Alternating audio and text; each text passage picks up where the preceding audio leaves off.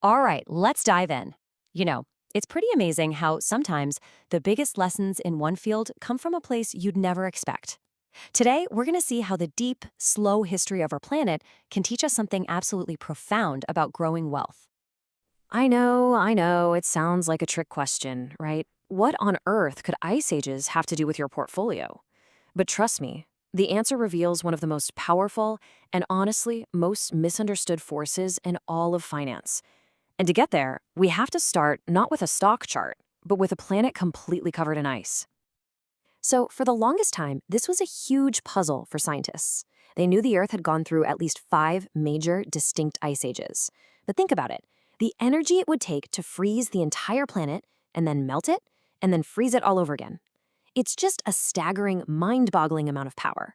What kind of force could possibly be strong enough to do that over and over? People had all sorts of theories, massive volcanic eruptions, continents shifting around, but none of that could explain why it was a cycle. The real answer, which came from a scientist named Milutin Milankovitch, was way, way more subtle. It wasn't some sudden catastrophic event. It was just the gentle, long-term gravitational pull of the sun and the moon, slowly, almost invisibly changing our planet's wobble and orbit over tens of thousands of years. But here's where it gets really fascinating. Milankovitch figured these cycles must be causing brutally cold winters, right? Makes sense.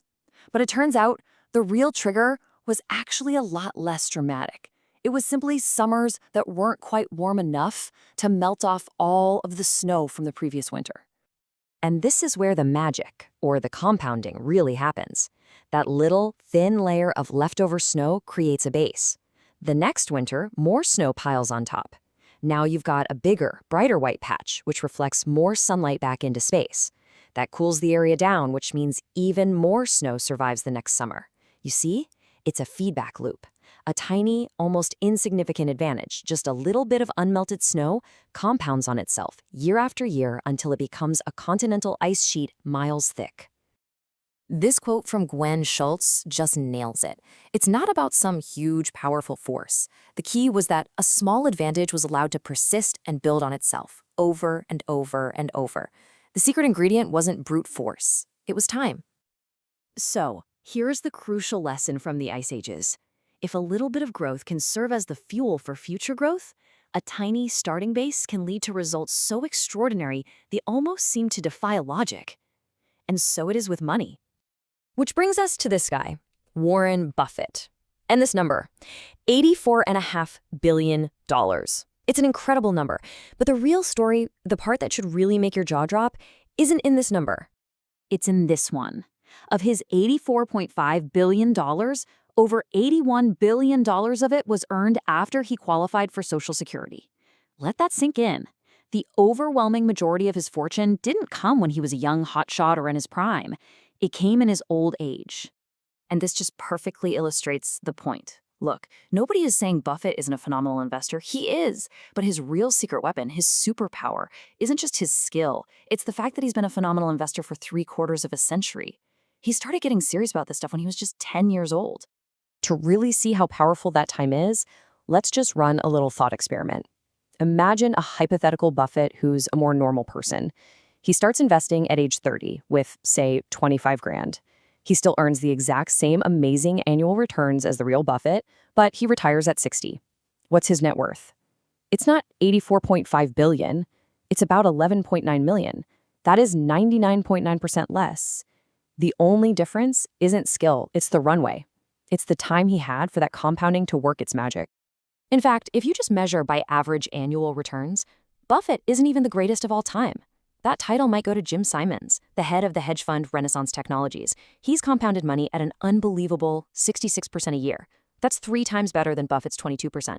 And yet, Simons is worth about 75% less than Buffett. How is that possible? Simple. Simons didn't really hit his stride until he was 50. He's had less than half the time for his incredible returns to compound. And just to show you how completely bonkers the math of compounding can get, if Jim Simons had been able to maintain his 66% return for the same 75-plus years that Buffett has been investing, his net worth would be $63 quintillion. It's a number that doesn't even make sense. The point is, These seemingly small differences in time create outcomes that absolutely defy logic. So why is this so hard for us to wrap our heads around? Well, it's because our brains are literally wired for linear thinking, not exponential thinking. If I ask you, hey, what's 8 plus 8 9 times? You can do that in your head. It's 72. Easy. But if I ask you, what's 8 multiplied by itself 9 times? Your brain just short circuits. The answer is over 134 million. It just doesn't feel intuitive at all. And this kind of growth happens all around us, and it can fool even the smartest people. Back in 2004, Bill Gates himself famously questioned why anyone would ever need a full gigabyte of storage. It just goes to show you never quite get used to how fast things can accelerate. We've all seen it happen with hard drives, right? From a few megabytes in the 50s to tens of terabytes today. And that's the real danger, isn't it? Because we don't naturally feel the power of compounding in our gut, we tend to ignore it. We get distracted and focus on other things like chasing higher returns or trying to time the market, instead of just harnessing this incredibly powerful force that's sitting right there. You know, as Morgan Housel points out in his book, The Psychology of Money, we see all these books written about how Buffett picked his stocks, but you'll never see one called, "This guy has been investing consistently for 3/4 of a century." But that's the real story. Sometimes the most powerful strategy is also the most boring one, just being consistent for a really, really long time. So what's the big lesson here? What should you take away from all this? It's that good investing isn't really about hitting home runs and earning the absolute highest returns possible. Those are usually just one-off events you can't repeat. It's about earning pretty good, sustainable returns that you can stick with for decades. That is when compounding goes wild. That's how a small patch of unmelted snow becomes a global ice age. And that leaves us with a final question for you to think about. When you look at your own financial life, what's your focus? Are you chasing the biggest, fastest, most exciting result right now? Or are you trying to build the longest possible runway you can so that your growth has time to compound? The answer to that question might just make all the difference in the world.